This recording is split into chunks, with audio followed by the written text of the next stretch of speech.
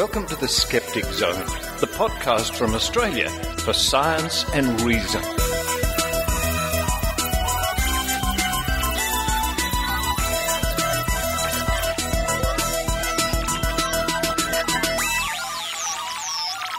Yes, it's the Skeptic Zone, episode number 145 for the 29th of July, 2011. Richard Saunders here with you. Jet lag over and done with from Sydney, Australia. Now, if I was looking for a word to sum up this week's show, it's eclectic. Yeah, an eclectic show for you today, a mixed bag. Like a box of chocolates, you never know what you're going to get, but we know what we're getting this week. We're getting Dr. Rachie Reports speaking with Nobel Laureate, Professor Peter Doherty. What a coup for Dr. Rachie. Professor Doherty is involved with microbiology and immunization. A kindred spirit for Dr. Rachie, and a great interview for the rest of us coming up at the top of the show. And following that, we speak to our good friends from the Norwegian Skeptics, Marit, Simonsen, and her brother Bendik. Now let's make sure that our hearts go out to the people of Norway, because since the last episode of The Zone went out, not very long after the last episode of The Zone went out, we all heard that terrible news from Norway. First the bombing, and then shortly thereafter the horrible shooting. A terrible tragedy, and Norway is certainly in our thoughts at the moment. So I hope you find this interview with the Norwegian Skeptics particularly poignant in this week. And that was from TAM Las Vegas. Following that is a short sort of catch-up report at TAM Las Vegas with Dr. Rachie and myself chewing the fat, talking about TAM. And to round off the show, yes, it's Maynard's spooky action. And this week, Maynard speaks to Jabba. Jabba. Now, Jabba's on pay TV. He has recently put out a show, Jabba's Curious World, covering well-known paranormal incidents in Australia. Yowies, aliens, big cats, UFOs and ghosts and all that sort of stuff. So Maynard jabs to Jabba about his show and what he discovered. So there you are, folks. Like I said, an eclectic show for you this week, starting off with our fantastic interview with the Nobel laureate, Professor Peter Doherty. So while we're all enjoying that, I'm going to run downstairs and grab myself a mug of instant soup. Yeah. Chicken soup. Yeah, chicken noodle soup. Okay, that'll do. And let you enjoy the Skeptic Zone.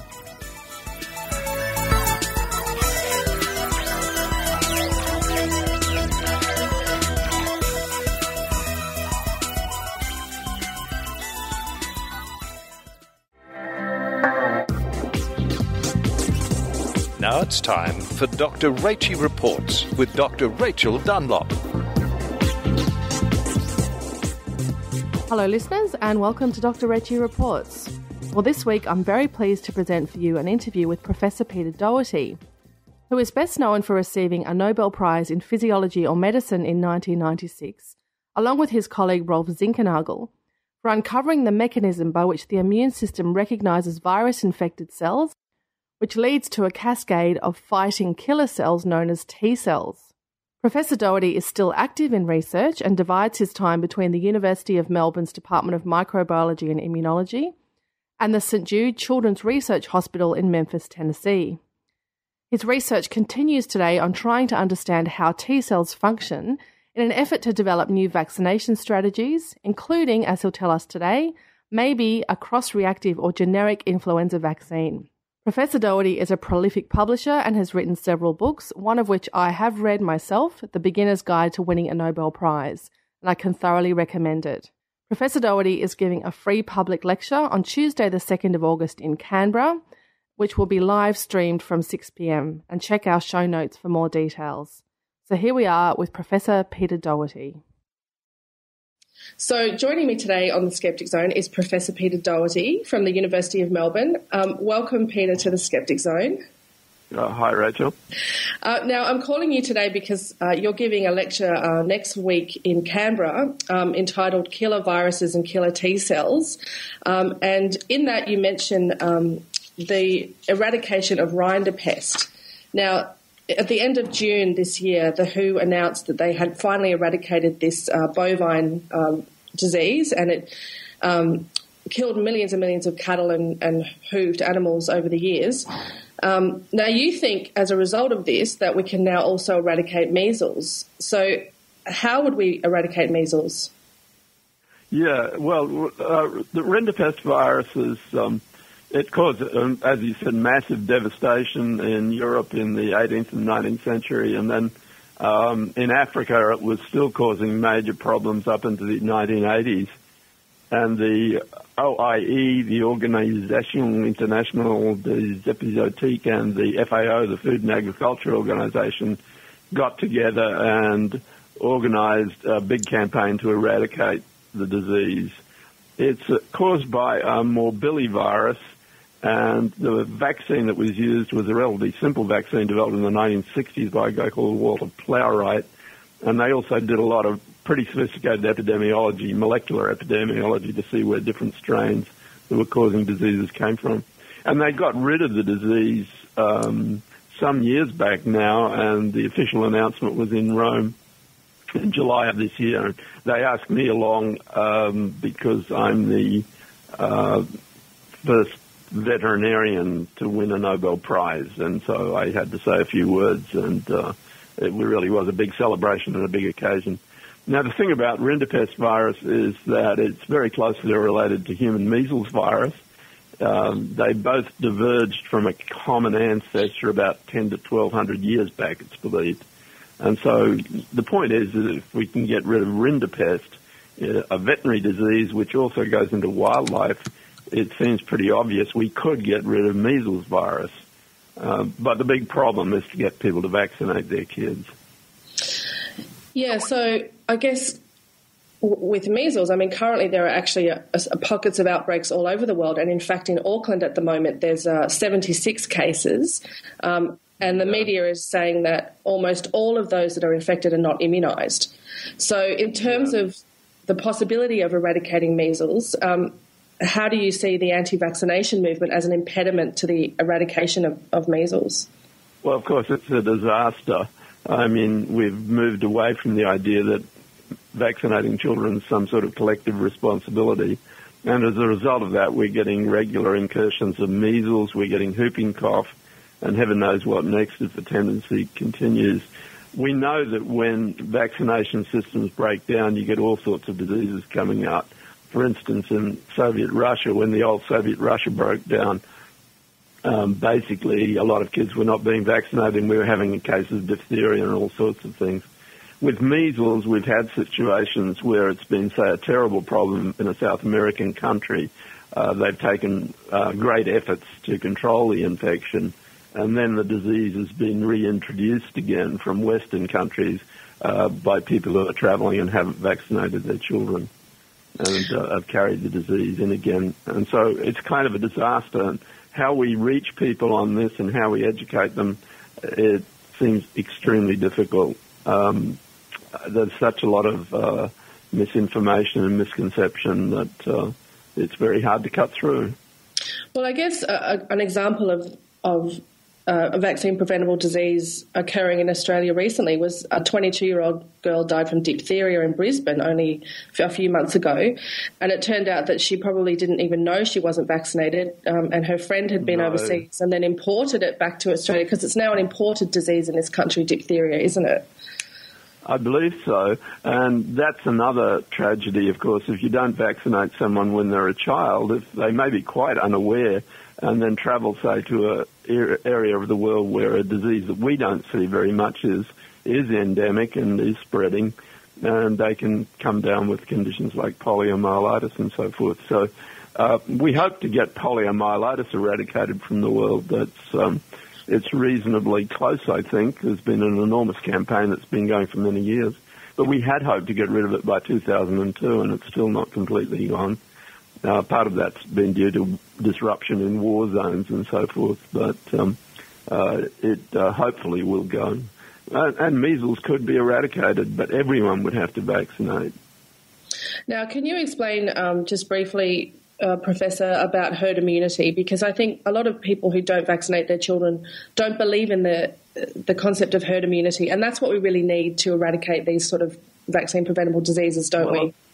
A lot of people who don't vaccinate their children are relatively protected because of herd immunity. If we can keep vaccination rates up at about 80%, then the viruses that spread only within human populations generally don't cause a major problem. So it's always been the case that some people have stood out from vaccination for religious reasons or whatever. But if you keep it up around the 80% level, I think is the general accepted figure, then you're okay. But when it falls much below that, then you start to get problems. And as you know, we've had deaths from whooping cough and so forth in this country that should never actually occur. But it's just part of the human tragedy, I think, that we don't accept now the opinion of professionals who actually study these things, and we come up with our own view of the world on issues like vaccination.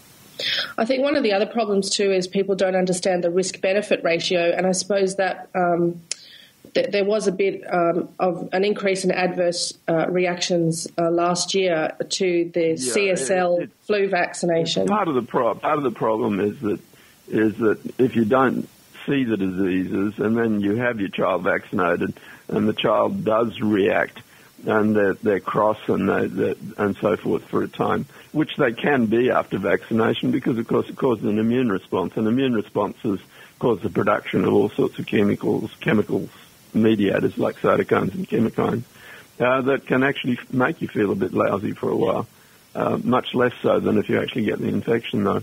So that's part of the issue, is that people will react against that. Then, of course, there's been this whole thing about the measles, mumps, rubella vaccine, the MMR vaccine, and the claims that it's supposed to be associated with the development of autism. In fact, people have gone back and looked at that with tremendous thoroughness, and they've spent a very large amounts of money. It was a very limited report that first claimed this. I think it was something like 10 or 11 cases. And all except one of the authors, I think, have now withdrawn the claim. There's been no support for it at all. That doesn't, of course, rule out the possibility there could be something somewhere, because you always wonder whether there might be someone with a particular genetic makeup that might have an adverse reaction to a vaccine. So nothing is absolutely safe, and that includes vaccines. And that requires, to understand that, you need to think about risk-benefit analysis, basically. What is the relative risk? And that is not a sort of idea that's prevalent in our population, I think. Now, you were on the team or the task force that investigated the issues with the CSL flu vax, which caused increased adverse events in kids under 5. I believe that you actually weren't able to identify what exactly was causing that. What was the outcome of that investigation? I think we got a pretty fair idea of what might be going on. The thing I was involved in was a small technical group, really, that was asked to look to see whether they could see any reason to this. They were basically lab-based scientists. They weren't medical doctors who were looking at the broader picture of the epidemiology of the infection.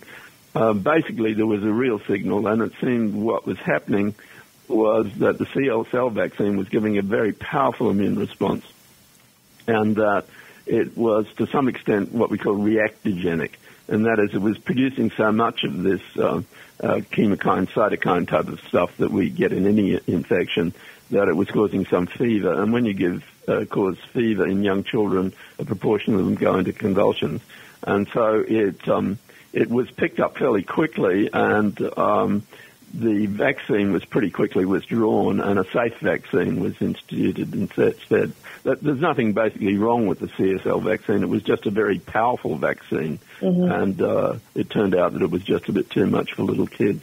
They replaced it, I think, with the Sanofi vaccine, which doesn't give such a strong response, and then it was safe to vaccinate small children. So flu season is upon us at the moment, Professor, and I guess when flu actually can be very dangerous. And with the recent swine flu epidemics that went around the world, some people would have said that the preparation done by governments was an overreaction, that we made all this vaccine, we asked people to get vaccinated, and then nothing happened. But if perhaps that virus had turned out to be more virulent than it was, what would have happened if we hadn't done that, if we weren't prepared for that epidemic? The thing about influenza pandemics is you can never really be quite sure what they'll do. You can't, prediction in science is always probabilistic. You can never absolutely predict anything. And so you're always stuck with the situation. You don't know what's going to happen. In actual fact, the perception that the H1N1 swine flu was pretty mild is not really quite correct. The fact of the matter was that it didn't affect older people. Normally the people who succumb to influenza in an influenza epidemic or pandemic are people in their 60s and 70s because their immune systems are weakening and they're much more susceptible to respiratory infection. If you took the SARS outbreak, for instance, it caused about 10% mortality in young people and 50% mortality in old people. So with this influenza virus, the swine influenza virus, it turned out that people who were born before 1950 had cross-reactive immunity. They'd been exposed to something rather similar way back, and they still had immunity to it. And as a result of that, the death rates and the infection rates in older people were really quite low. But what we did see is a reasonable amount of extremely severe disease in fit, healthy young adults. If you talk about this stuff and you find on talkback radio you're talking to an anti-vaccine person, they say, well, I know how to keep my child fit and healthy and so forth. But actually, with influenza, both in this outbreak and in the 1918 outbreak that killed a lot of the people who were particularly susceptible were fit young people. And that probably is because they're making too strong an immune response and they're getting some of this, what we call cytokine effect. Mm-hmm. So we had a number of young, healthy people who only survived because they were put on ECMO, the extracorporeal membrane oxygenation, that's heart-lung type machines. And also we had 6 times as many pregnant women in hospital in critical care beds.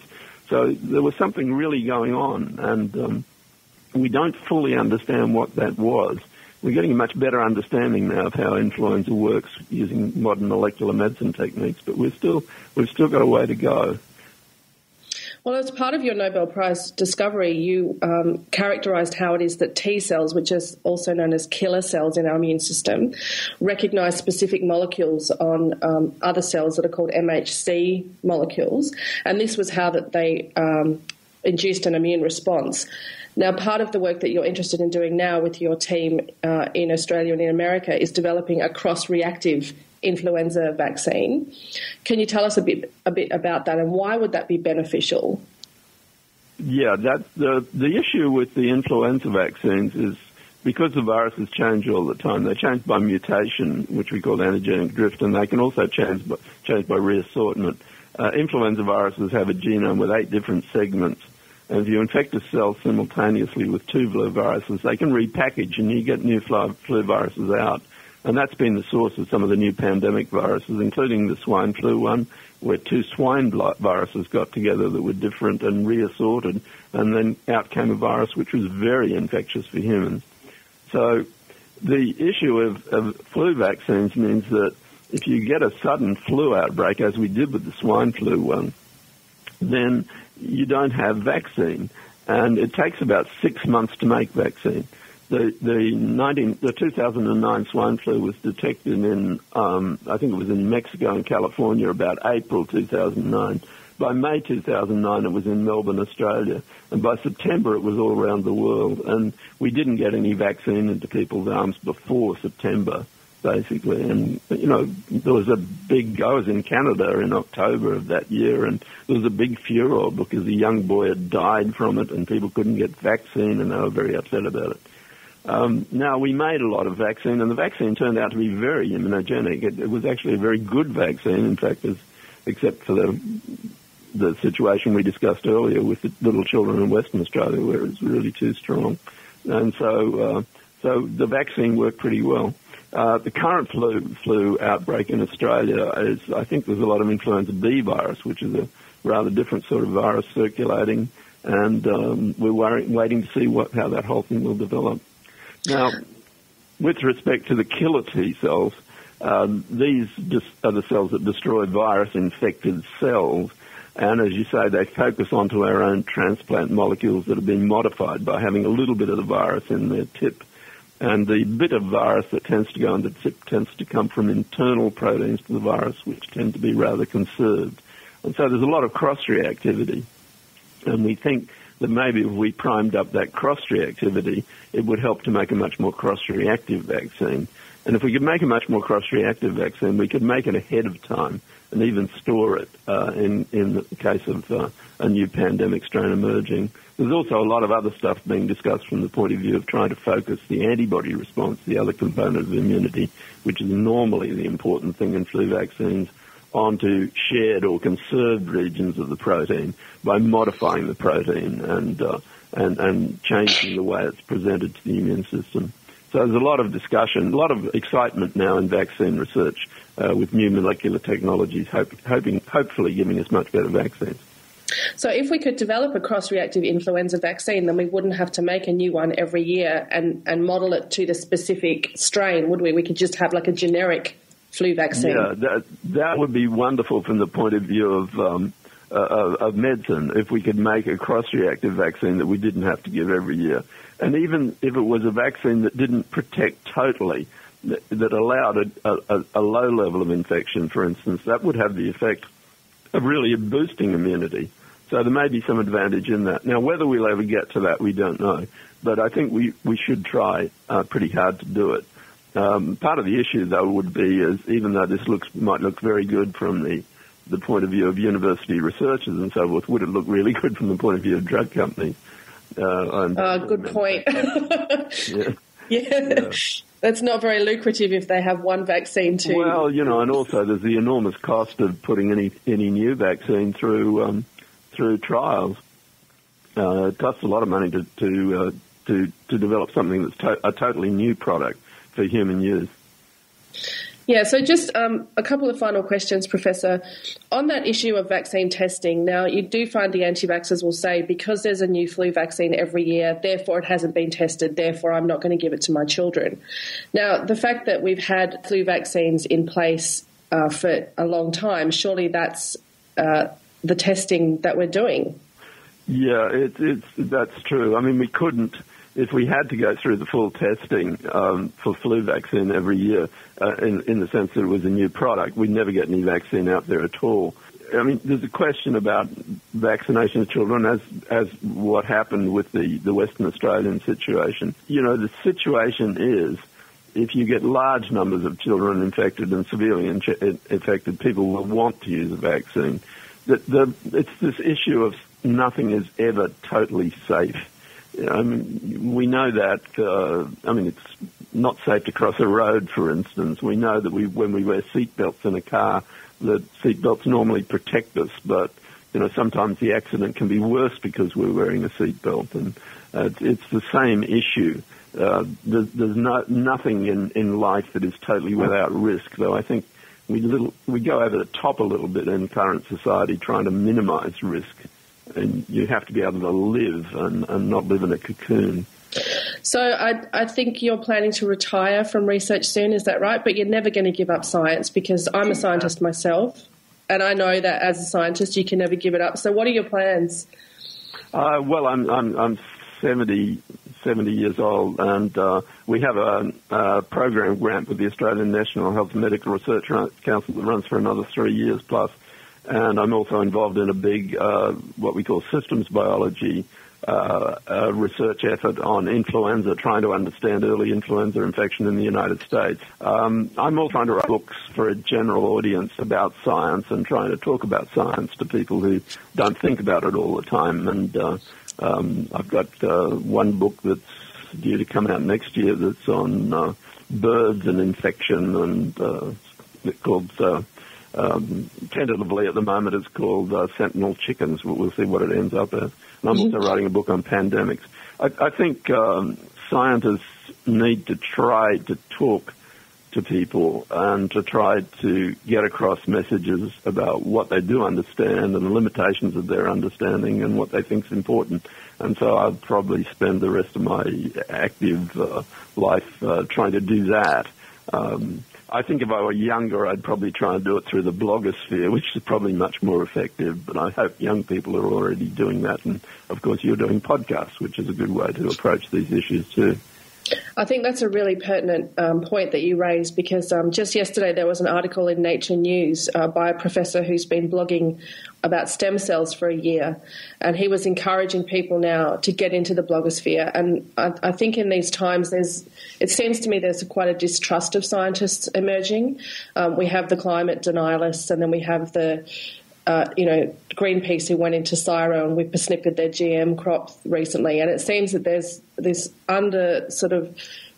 bubbling under the surface, people are distrusting government and scientists. And I think we need to take responsibility for some of that and get out there and teach people about how science works, and not to be scared of it, and understand what we do in labs at night time, with pipettes and lab coats. Yeah, I couldn't agree more. But I think it's even more pervasive than that. I think there's a general retreat from reason in society, and also the media and the nature of information has changed dramatically. You can't really rely on anything you read in the newspaper in Australia, for instance. I mean, one substantial segment of the newspaper industry is actively campaigning against doing anything about climate change, and they simply invent stuff, quite frankly, or don't report it. So where do you get valid information? So we've been struggling with this. The new initiative coming out of University of Melbourne, but involving many Australian universities and increasingly involving Northern Hemisphere universities, is an effort called The Conversation. Oh, yes. This is an online effort. The articles are written by scientists and academics, not just scientists, people who are doing various other things in universities. And then they're taken over by journalists who edit them and put them in the language that's accessible to people who are non-specialists and who are just intelligent, interested people. And I think that's a very good effort. So basically, if we want to get people to engage much more with science, we have to do it, I think, through the electronic media. The print media, I think, are sort of basically becoming history fairly quickly, and they're in some cases just so unreliable that they're not useful. No, especially when they're dominated by one particular, news body, which is the case. Well, I take two newspapers, and one of them I think is becoming increasingly toxic. I'm like having a disease come into your house every day. I'm not sure why I do it. We won't mention any names, or we'll get shut down by the... we won't identify the newspaper, but they know who they are. They do. They do. I think they do. Yeah. So, Professor Doherty, you're giving a public lecture on Tuesday, the 2nd of August in Canberra, called Killer Viruses and Killer T Cells. That's free, and it's also live broadcast from 6 p.m. Thank you so much for taking the time to talk to us today. I really appreciate it. Okay. Well, thanks a lot, Rachie.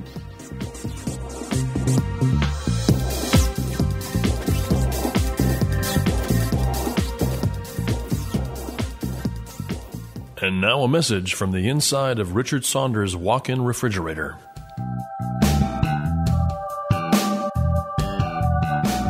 Thought Clipper with Marit and Bendik. And from Norway, I'm still here at TAM9, although not for long, sadly. Yes, I've got to get my bus in about 4 hours. It's all too crazy. But I'm here with these wonderful Norwegian people who were drinking heavily last night.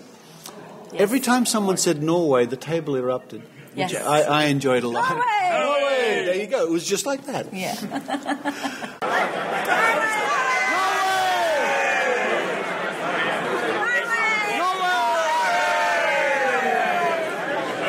Marit, first time at TAM?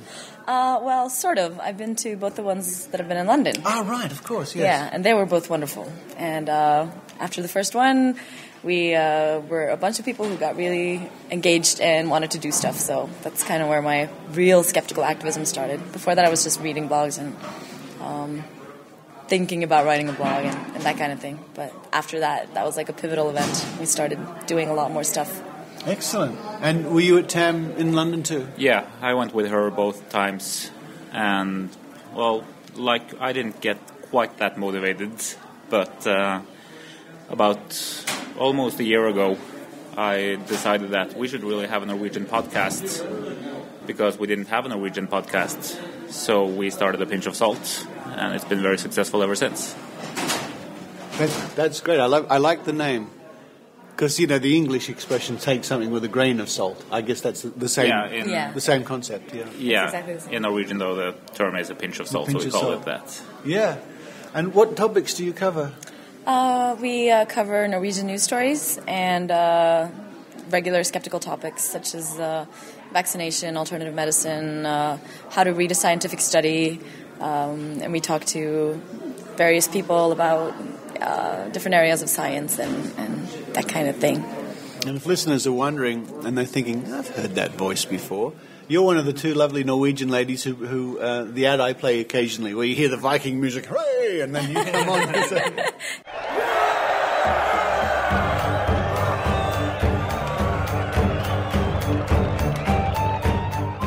Hei, jeg Marit. Og jeg Kristin. Og vi vil tipse deg som norsk lytter av Skeptic Zone om skeptikermiljøet i Norge. Det finnes norske blogger og pubtreff og podcast, og foreningen Skepsis driver med slikt som disse du hører på nå. Sentralt skepsis.no, og her publiseres det dyptgående artikler, en kalender over aktiviteter og lenker til nyttige ressurser. Skepsis-bloggen oppdateres jevnlig, og det diskuteres heftig på forumet, så stikk innom og delta du også. Skepsis.no.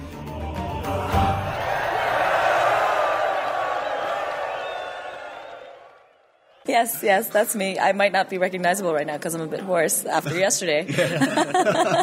But yes, that is me. Yes, it's me and Kristen. Kristen, who's a wonderful Norwegian skeptical activist as well. And what a pity Kristen couldn't be here. Yeah. We're missing her greatly. Shame. We are. Because she was the lovely lady who was on the video for the 1023 from Oslo. That's right. She was the main organizer of that event. And also, she and I and a couple of other people organized the Norwegian Conference on Science and Skepticism called Critical Mass. In October last year, also. So now you had a visit not so long ago from our dear friend James Randi. Indeed. And I've seen the video, which is online, of course, of Randy's talk there. And wow, it seemed to me that was a huge success. It was his visit and his talk. Yes, it was a huge success. First, he was in Oslo, where they had booked a venue of about 1,000 people, and 1,500 people showed up. So 500 were turned away at the door. Then he moved on to a different city called Trondheim, where the video is from. And they had a venue of about 600, and I think about 1,000 people showed up. And then in the final city that he went to in Bergen, unfortunately there are very few large venues except for extremely large. So they were only able to get a venue of about 300 people. And I think they had to turn away the same amount there, too. Wow. So, that was extremely popular, and it was a great success. And he was in all the major newspapers, and I think it really raised awareness because the Norwegian Humanist Association is doing a campaign about critical thinking called No One Likes to be Fooled, or good. Ingen liker å bli lurt. And Randy, the whole Randy stunt was a wonderful promoter of attention, so...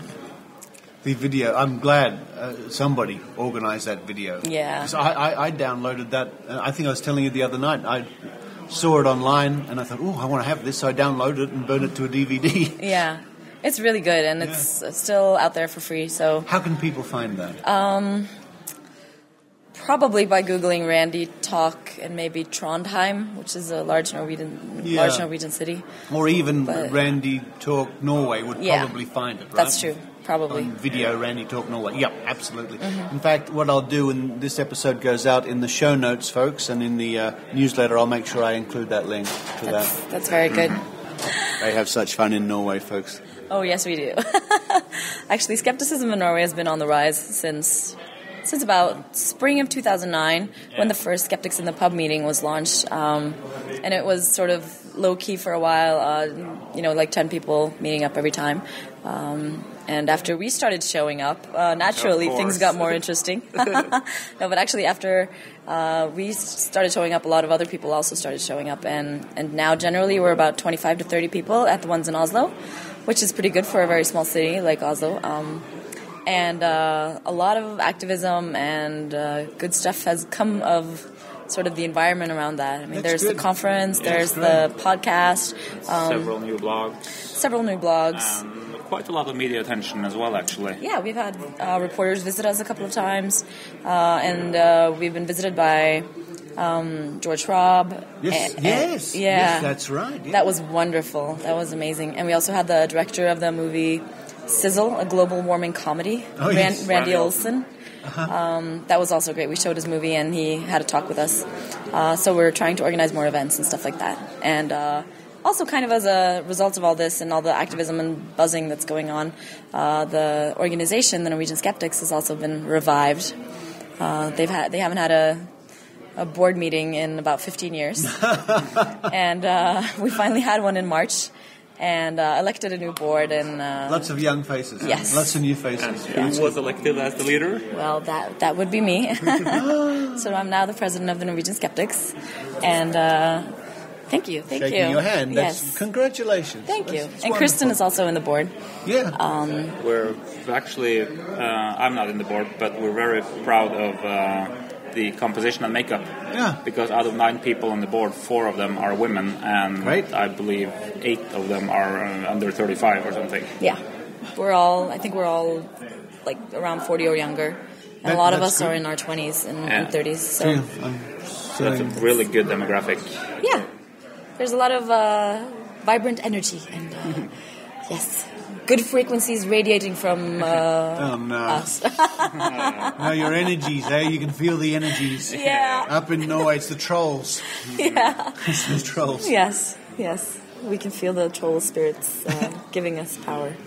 So what's the big next thing when you go home? What will you be getting into? The first thing is to make a new website for the Norwegian Skeptics, which really, really needs a facelift and needs a bit more of a modern focus, I would say. Because it's been publishing academic articles for a very long time. Yeah, and they have their place, but, Yeah, and that's like the main thing that you see. There's a blog, but it's very sort of hidden in the links. So we're going to try and sort of make it a little bit more news-oriented and just sort of change the focus of the website, which I think will be very good. Right. Also, we've started working on our next conference, which will probably not be in 2011, but it will be in 2012 because, as you are aware, making a conference is a huge job. It takes time. Yeah. And if it goes ahead in 2012, what time of the year are you thinking? We're thinking spring 2012. Which is, what month are we looking at? February. February, okay. Yeah. Sorry, I'm Australian, it's all crazy. Yeah, that is crazy. Actually, February is probably more like winter, but we're going to try and get it done at least at the latest, like March, but probably in February. No, a nice time of the year, February in Norway is a nice time of the year? Yeah, no, not really. Not really? It's really cold and It's really cold and snow. It's good for sledding and skiing, so... That's okay. Yeah, I think if we do it in February, we'll have to have like a speakers sledding evening. Well, I hope that you keep us posted and me personally posted. Sure. Because I would like to visit every skeptical convention in the world all the time. Yes. Of course, I love these things. I really do, and in my own small way, I hope I contribute to the fun and the success. So, if there's enough notice and there's any hope, I will make every effort. Keep that in mind. Come to Oslo. Definitely. It will be in Oslo. Yes. Yes. That is the easiest venue to organize things in Norway. So. I've been briefly to Sweden and I've been briefly to Denmark, but never to Norway. All right. So it's got to be next on the list, right? Yeah, definitely. You can't go back there until then. You hear that? I hear that. Yeah. Norway! It happens everywhere here, folks. When I go to Norway, I'm going to get to a table and go, Australia! Yay! Well, Norwegian Skeptics, with your pinch of salt, I wish you every success and thank you very much. Thank you.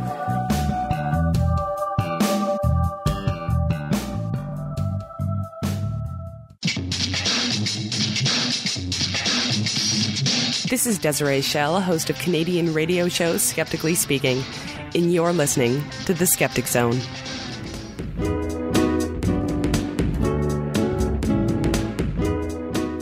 And I'm here at TAM9 in Las Vegas, sitting around the corner from the main corridor, where there's a lot of activity going on. We're sort of hiding in a corner here. I'm with Richard Crabby Leg Saunders. Crabby Leg Saunders, that's me. I haven't had my crabby legs yet. I know you haven't, Richard. I know that you want to go straight after the speaker's reception this afternoon to have crabby legs, don't you? Yes, I've got money set aside for it. I saw that. You were showing me your crabby leg money. So this morning you did a panel. You did a panel on getting things done, skepticism, getting things done. Unfortunately, I wasn't there because I was preparing for my own panel, and obviously most of our listeners weren't there. Yeah. So tell me, what was that about, getting things done? Well, I had a range of people on the stage who, in the opinion of the JRF, I suppose, had helped make a change in the past year, and I was chosen for the work that we've all done on power balance. So indeed, we had a bit of a chat about that, and I had George Schraub, our MC, come out, and I did the whole routine on George with a placebo band and without a placebo band to show the whole audience how that worked, and that got a round of applause. Sorry, I'm still jet lagged. Yeah, it's interesting because I've been talking to a few people here, and of course, I guess we take it for granted in Australia that most people in Australia know what happened with power balance there, and that is that they went broke, basically, very recently. But not everyone here knows that, do they? No, and we still get surprises and applause when we tell them that power balance in Australia folded. The company didn't work.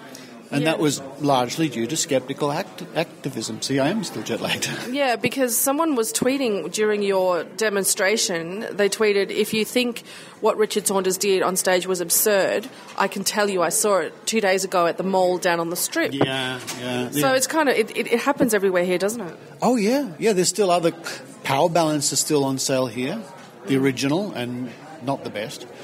And all their clones, their Ecan and Balance Zoom or whatever the hell they call them. iRenew. Yeah. And it's amazing to me that the Australian government cracked down on this, and the US government, well, they're lagging behind.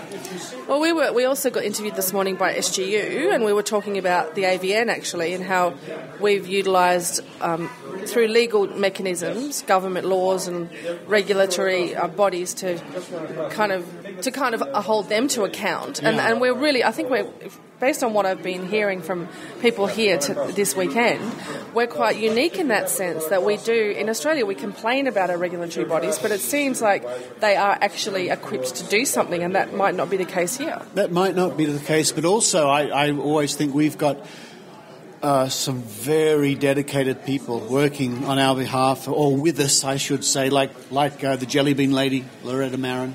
Yeah, and of course Ken Harvey, who made a complaint about power balance to the TGA, and then there's the grassroots people like Chris Higgins, for example, who wrote letters to Chemist Warehouse to get the hot band removed, and there's a whole lot of people on a whole different level.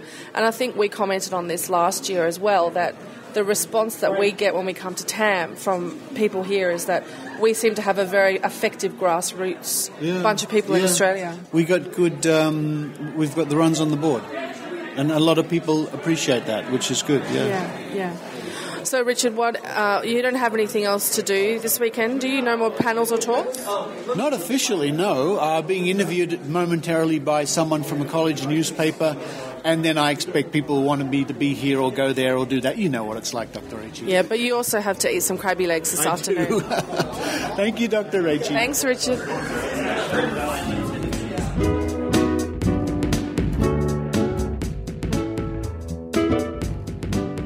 Hi, this is Brian Dunning from Skeptoid.com. The best way to share the benefits of critical thinking and science with someone who doesn't listen to podcasts is to give them a book.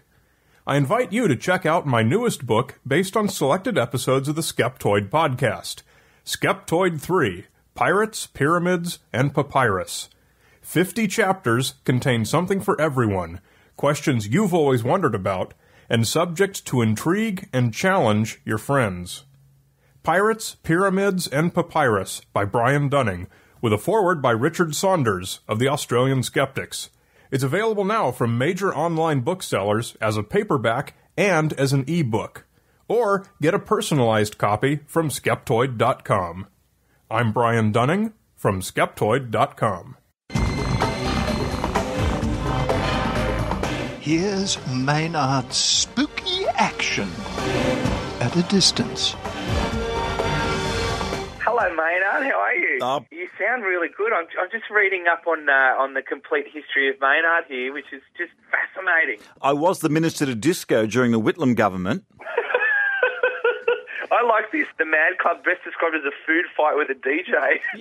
On the phone, I have a man who he's right behind National Geographic's Buy Curious Week. Now, this is a very interesting move on National Geographic's part, Jabba. Isn't it funny, Maynard? As soon as I heard the word curious, my first thought was to put a prefix of buy on it, but that's not the case. 13 hours of brand new programming, which, as you would know, Maynard, 13 hours in an entire week of new programming on pay TV is just something that is unheard of. It is unheard of. I mean, like, the people at Discovery Channel are probably tearing their hair out because they've only got 12 and a half. They're going, how? They've topped Shark Week. What are we going to do? You Shark Fortnight? Jabba, look, and I'm so envious of you. You got to do a little special called Jabba's Curious World, in which you went out and spoke to Australian people about the paranormal. Yeah, mainly nut jobs, but that's fine. I was with kindred spirits there. What is it, Maynard, about people that are interested in pyramids and hieroglyphics and UFOs and ghosts that just seems slightly unbalanced? I think it's the natural tendency to get intense about stuff. I mean, you talk to people who are involved in science in any sort of intense way, and if you don't understand what they're doing, they can seem unbalanced to you. People that are fans of Duran Duran might seem unbalanced because they're very intense about that. If you don't share their view, anyone can seem unbalanced. It's interesting you say that because I'm a big fan of watching On the Couch on Foxtel, which is a show about AFL, and I don't understand a great deal about Aussie rules footy. I do like it. I love the St Kilda Saints. But I watch the show and I'm like, these guys are mad. And you're exactly right. There's an intensity about people that are fans of stuff. And I guess when you're a fan of ghosts or UFOs, then because they are all but impossible to prove their existence, you come across as quite mad. On Twitter, I put out the question, any questions for Jabba about the show? And Brian Dunning, who is the host of Skeptoid, one of these skeptic podcasts, and he got a great question here. He wants to know, how can the average person prove the existence of the paranormal to themselves? Brian, good question.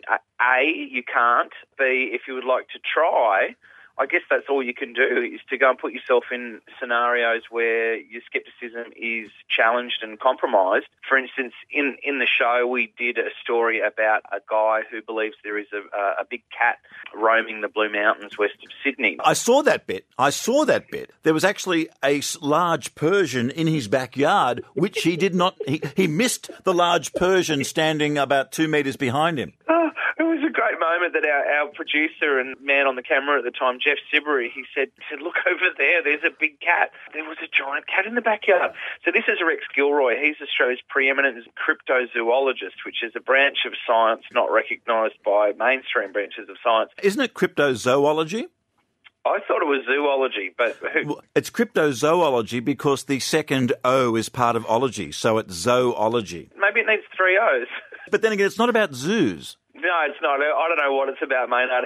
Rex was an amazing guy to spend time with, and I really felt for him because at the end of the shoot he said, look, thanks so much for your time, and a lot of people have come and shot with me, and I got a really good vibe off you guys. A lot of people come and shoot, and they're just there to make fun of me. And I thought, well, he's pretty perceptive because he understands that people could struggle to take his interest seriously. He's got paw prints. He's got pygmy skulls that he reckons are 1 million years old. Like, he was probably my favourite encounter. And I was pretty sceptical about a lot of Rex's findings. But, he believes that dinosaurs have appeared in the Wallamai National Park through time shifts. Time shift? Hang on, so we're talking about there's a wormhole of some sort? Pretty much. Like, these time shifts will come and go, and a dinosaur, like a helicopter pilot was flying over, he looked down and there was Jurassic Park, and then he flew back round and it had all disappeared. So it was just a shift in the fabric of time. That is very cool. I haven't heard that. I mean, Isn't that awesome? Like, you just go, who cares if it's true or not? That's a great story. Jabba, it's almost in the name of your show, the way that you interview, because people ask me, like on this show, they go, well, you were talking to that person and what they were saying made no sense, but you've just basically got to be curious and ask them what the evidence is and let them talk to you. That's all you've got to do. That's my favourite media, I suppose, and it's something that, you and I may be a part of a generation of people that like to give people a forum to air their views. Unless they're particularly discriminatory or offensive, then what are you going to do? You're going to let people go? You're going to let people air their opinions about, Duran or UFOs? Why not? It's not my role to be the arbiter of their opinion anyway, because I don't have all the information here. Let the listener decide, and that's the way it goes. And just don't say, oh, this person is 100% right. Just say, here's a person with this belief, let's have a listen. These people are there, they've got their interests, and it's nice to help them showcase it to the world. I'm going to go through a few of the things that was covered in the show. UFOs, who did you speak to Australian about that? This one's really interesting. In 1966, 200 students at Westall Secondary College witnessed 3 shiny silver discs descend onto the school oval just before recess and then fly off to a nearby wood that's known as the Grange. Apparently the military turned up. The children were warned never to speak about what they didn't see. 40 years later, a documentary was made. So Westall 66 is worth Googling if you're into UFOs. A lot of us enjoyed that when it was on the Sci-Fi Channel. I interviewed the director, and you spoke to some of those people that were featured in that documentary. And the traditional view is that it was either a mass hallucination of some sort or the people have recreated the memory in the time since then. What do you think? Because you spoke to the people that actually saw something as children that morning. Well, the 2 options you've raised there are definitely, options. Another option is that it actually happened. And these people just seemed so normal, just like suburban Australians, that I went, well, maybe it happened. The people were quite happy to talk to you? Yeah, absolutely. I mean, they've sat on this thing for 40 years because they were scared of being ridiculed. Suddenly their story's out in the open and people are interested again. The other option for that one is some sort of experimental drone aircraft. What do you think about that one? Yeah, absolutely. Weird thing happened to me last night, Maynard. Hang on, a weird thing happens to you every night, Jabba, because we have this imaginative, fictional thing that you're like, Marilyn Manson or Alice Cooper, and you've got this wild life at night. So you should say, Maynard, yet another weird thing happened to me last night. So start it again, Jabba. Yeah, Maynard, yet another weird thing happened to me last night, 1:30 this morning, in fact.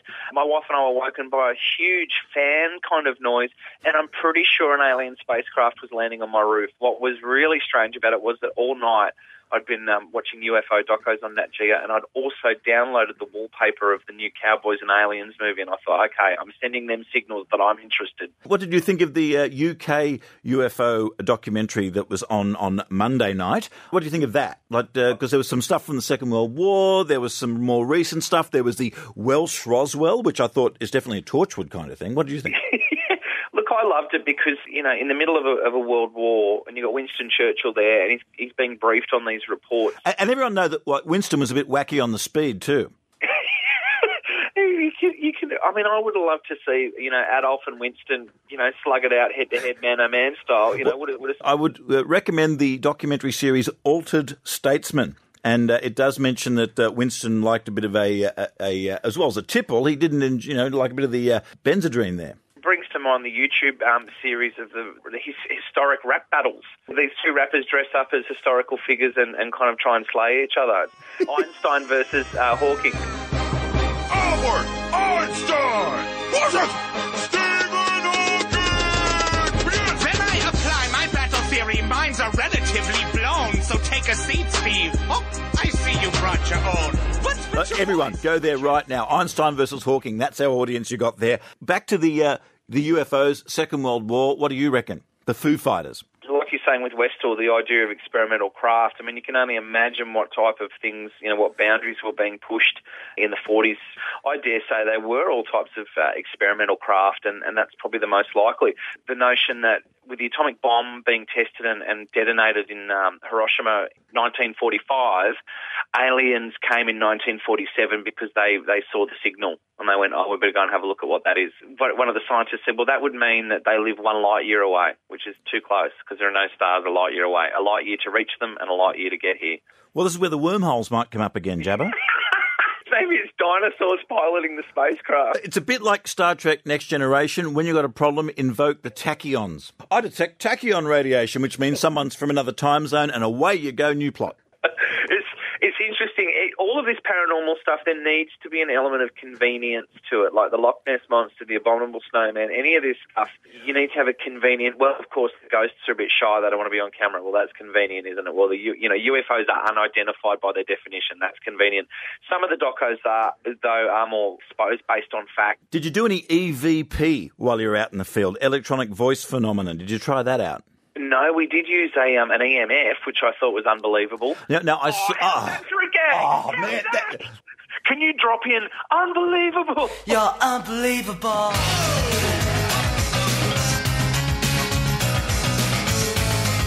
Just did, Jabba. Everybody wants that on. Whenever we do a thing about the paranormal, everyone wants that in there. Lawrence Leung wanted that because that was the name of his show. And by the way, he couldn't afford that for the theme. He wanted it. Copyright was too much. Who cares about that song anymore? Just let him have it. I'm sure the guy who wrote it would feel the same way, Jabba. But you had an EMR meter which would kind of go off if there was some electrical wiring around. Like maybe a light bulb? Wireless microphone pack that we might have filmed with. A wireless microphone pack, yeah, that would emit some sort of EMR, considering that's what it does. Funny that kept lighting up. At the quarantine station, the greatest moment that happened there was that we were in the gravedigger's cottage. We were trying to contact the gravediggers, and one of the internal doors slammed. And I kind of looked at Cameron and I went, well, that was either a ghost or the breeze that's coming through here quite strongly. So, I just think it's fun with our minds. Some of the great horror movies are what you don't see. Where would you suggest they go? Because you've been to these places in Australia now. We've got a whole bunch of skeptics listening. Where's somewhere they should go and just have a bit of a look around because you found it curious and interesting? Well, Maitland Jail's a good one. I'm pretty sure they do ghost tours there. I think if you're interested in this kind of thing, you may as well go and experience environments where other people have witnessed something paranormal. So if you're into UFOs, maybe go and do drive out to Broken Hill and see if you can see the Min Min.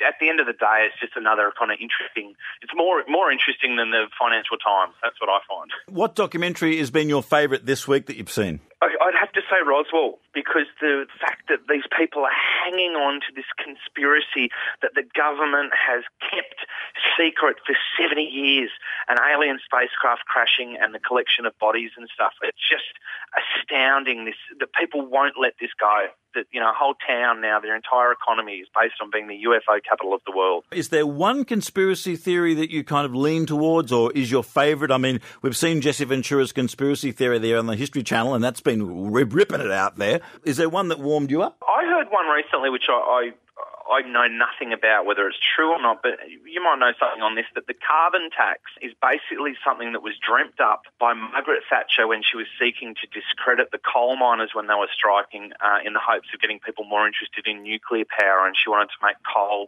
seem a really dirty method of creating energy, and the idea of carbon pollution was born, and it's carried on from there. So I think that's an amazing theory. Whether it's true or whether you'd ever get to the bottom of that is another story. Well, you just added yet another level to the carbon tax conspiracy theory. Good on you there, Jabba. We needed that. Just another level. People love a good tax. Jabba, thanks very much for your time. And next time something's paranormal's happening, are you the go-to guy? Should you be the go-to guy? Are you now the paranormal spokesman for the everyday man? I'm the Leonard Nimoy of Australia. Hey, can I be his Shatner? Yeah, done. You're good with poetry. Live long and finger. Thanks, Maynard.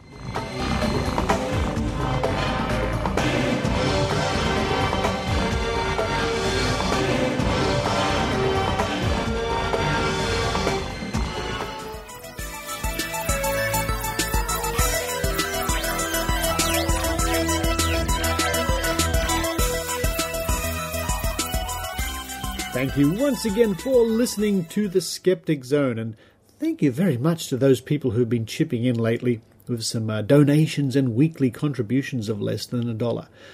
Much appreciated, very much appreciated, and that money is going to continue to go to the upkeep and the production of the Skeptic Zone.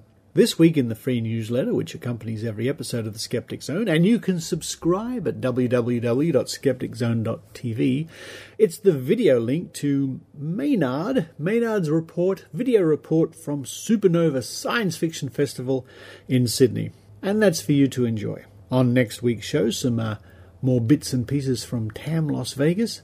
But until then, this is Richard Saunders signing off from Sydney, Australia. You've been listening to the Skeptic Zone. Visit our website at www.skepticzone.tv for comments, contacts, and extra video reports.